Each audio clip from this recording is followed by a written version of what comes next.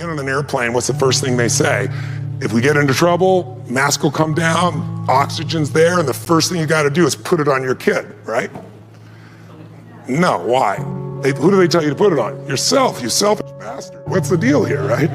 But it's because if we don't take care of ourselves, we can't take care of them. So for leaders, what I always tell them is, it's you first. It starts with you, and it starts with your psychology. 80% of growing a business, if you look at what the chokehold is on a business, it's always the leader. And 80% of that chokehold is the psychology, 20% is the mechanics. I mean, people in this room know the mechanics and strategies beyond what anybody on earth knows in their category.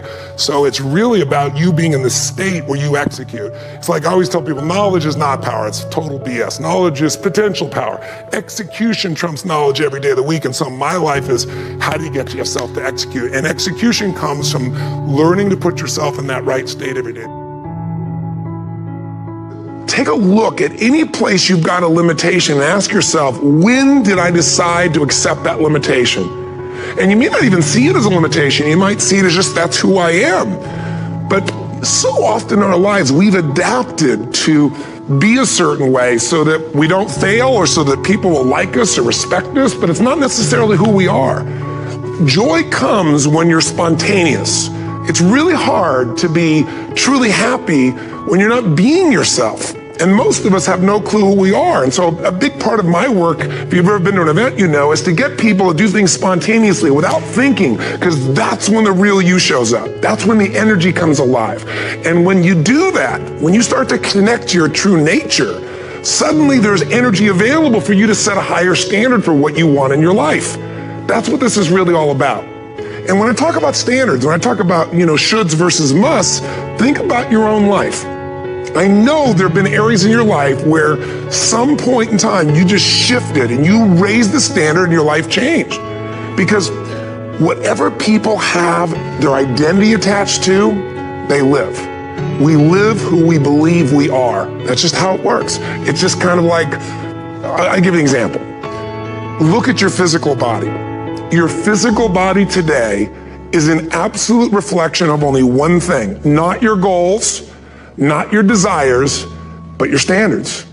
The identity you have for yourself. If your standard is you're an athlete, then there's a certain amount of strength, a muscle tone, and energy that's available in your body on a regular basis because that's who you are. And so you do whatever is necessary to maintain that identity. Again, the strongest force in the human personality is this need to stay consistent with how we define ourselves. Because if you don't know who you are, you wouldn't know how to act. Once you lock in on that identity, your brain finds a way to keep you there. If you say, man, I'm overweight, I've always been overweight, I'm big boned, and that's the story you got, then you're gonna always find a way to get back there. That's your settling point. That's your identity. That's where things lock in. If you see somebody who's in really great shape, you ask them, do you work out? You know the answer. Yes, how often? And they'll tell you 3 times, 4 times, 5 times a week, whatever. In a seminar, I'll ask people, who here works out at least 5 days a week? And I'm stand up. And you look around that room, and you know that they work out 5 times a week because you can see their body. You don't just get a result without some kind of action, without some form of ritual. Ritual meaning actions you do consistently.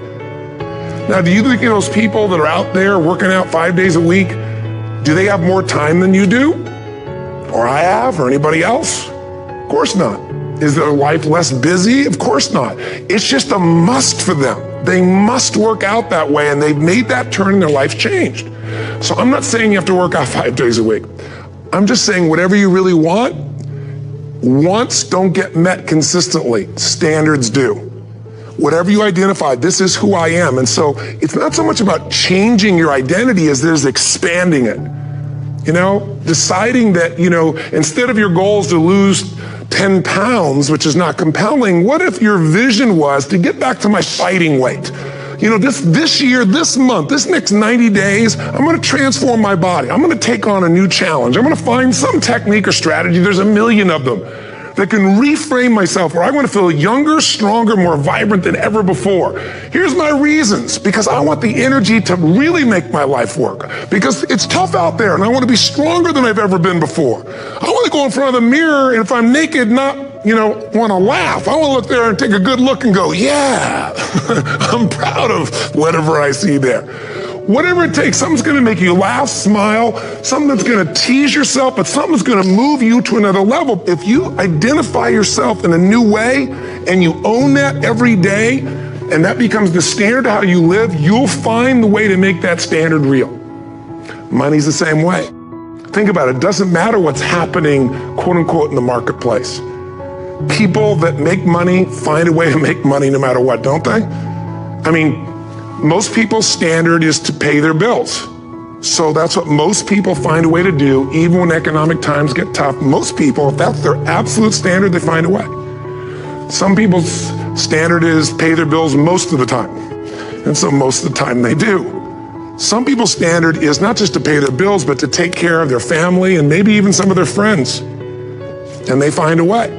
In fact, some people may be in a family where they don't have enough money. They barely have money to pay their bills. They work their guts out.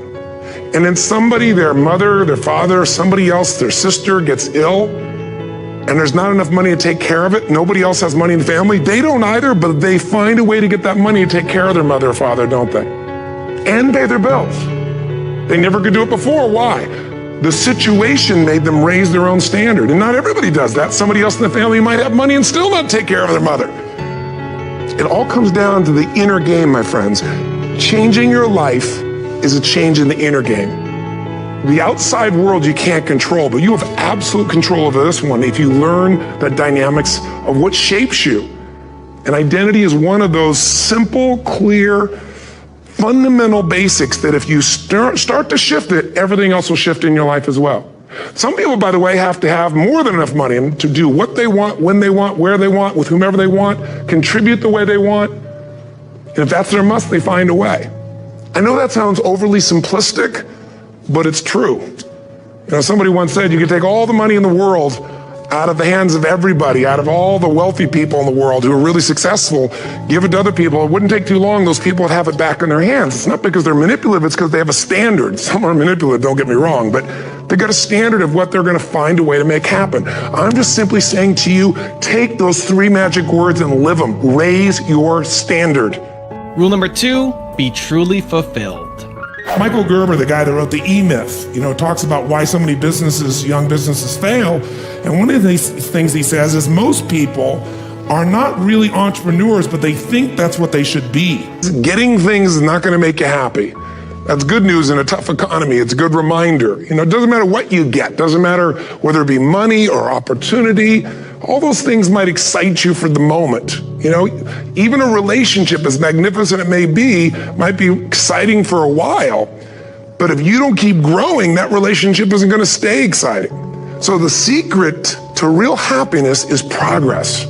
Progress equals happiness. And if we can make progress on a regular basis, we feel alive. And that's why at the beginning of the year, we get this thing like, okay, I can have this fresh start. I could really do what my soul desires. I could expand. I could grow. I could improve. I could change. Or maybe better than change, I could progress. See, think about that. Progress is an aliveness to it, doesn't it? You don't have to work at changing. People say all the time now, well, I'm working on changing. Don't worry about it. You don't have to work on changing. Change is automatic. Your body's going to change whether you want it or not as the years go by. And no matter how hard you work, there's going to be some changes going on there. The economy is going to change no matter what you want it to do. The weather is going to change. Relationships are going to change.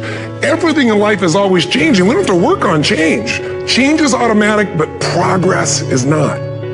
So if you want to make real progress, then you really got to look at your life in a different way. You got to say, I got to take control of this process and not just hope it's going to work out like people do who make a resolution.